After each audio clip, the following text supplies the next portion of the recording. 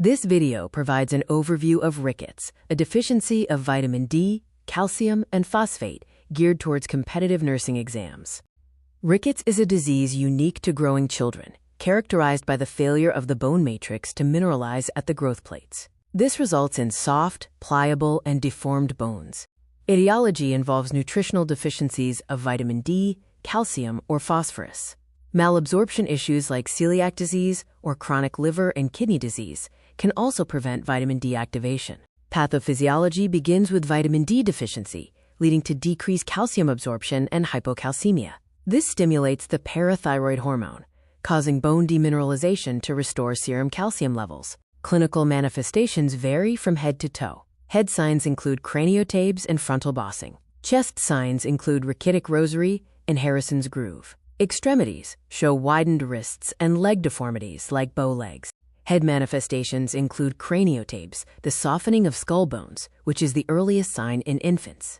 Frontal bossing gives a square head appearance, and fontanelle closure is often delayed beyond 18 months. Chest manifestations include rachitic rosary, which is the beating of ribs at the costochondral junction. Harrison's sulcus is a horizontal depression caused by the diaphragm's pull, and pigeon chest involves sternum protrusion. Extremity manifestations include the widening of wrists, known as double malleolus. Genu varum, or bow legs, is common in toddlers, while genu valgum, or knock knees, is seen in older children. Bow legs, or genu varum, is a classic late sign of rickets, where the soft, unmineralized long bones bend outward under the child's weight once they start walking. Spine changes include kyphosis, or hunchback, and scoliosis, a lateral curvature. In females, rickets can cause a contracted pelvis, potentially leading to obstructed labor later in life. Laboratory findings are crucial for diagnosis. Key markers include serum calcium, phosphate, and alkaline phosphatase, which will be discussed further. Radiological signs, best viewed via an X-ray of the wrist, include widening, cupping, fraying, and splaying of the epiphyseal plate, and metaphysis due to poor mineralization.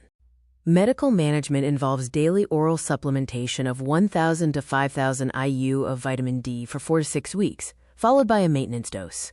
Calcium supplementation is also essential to prevent hungry bone syndrome.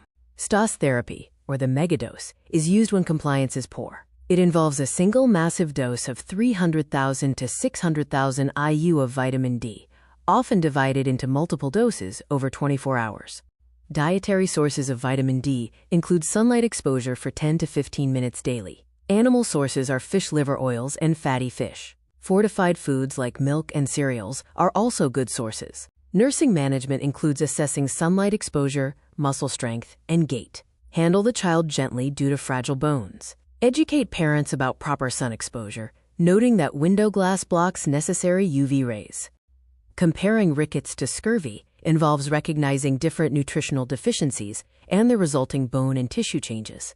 In quick facts, the richest source of vitamin D is halibut liver oil. The earliest sign of rickets is craniotabes. Vitamin D3 is chemically known as cholecalciferol. Rachitic rosary means swelling at the costochondral junctions. The characteristic X-ray finding is cupping and fraying. Rickets in adults is called osteomalacia, and alkaline phosphatase is typically elevated. Question 1 asks which deficiency causes craniotabes. The correct answer is vitamin D, as it results in the softening of skull bones, a sign of rickets.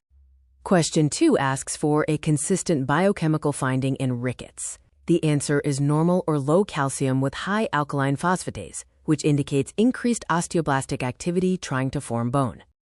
Question 3 focuses on the association of pigeon chest deformity. The correct answer is rickets, where there is a forward projection of the sternum. Question 4 asks which muscle's pull forms Harrison's sulcus. The answer is the diaphragm, which pulls the softened ribs inward during inspiration, creating the groove. Question 5 defines STOS therapy.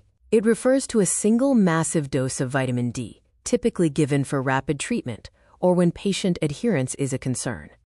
Question 6 asks where vitamin D is activated. The two necessary sites for hydroxylation to form the active calcitriol are the liver and the kidney. Question 7 identifies the X-ray appearance in a rickets patient. The characteristic signs at the metaphysis are cupping and fraying. Question 8 concerns the daily vitamin D requirement for an infant. The standard recommended daily allowance is 400 international units. Question 9 defines genu varum. It is the deformity known as bow legs, characterized by the outward bowing of the legs. Question 10 differentiates scorbutic rosary from rachitic rosary. Scorbutic rosary, seen in scurvy, is tender and sharp, unlike the painless and rounded rachitic type. In summary, rickets presents with the 3 C's: craniotabes, chest deformities, and curvature of legs. Labs show low phosphate and high alkaline phosphatase. Treatment is vitamin D and calcium supplementation, with STOS therapy for rapid correction. Thank you for watching this video. We wish you all the best for your upcoming exams. This scene displays the image sources used for the content in this video.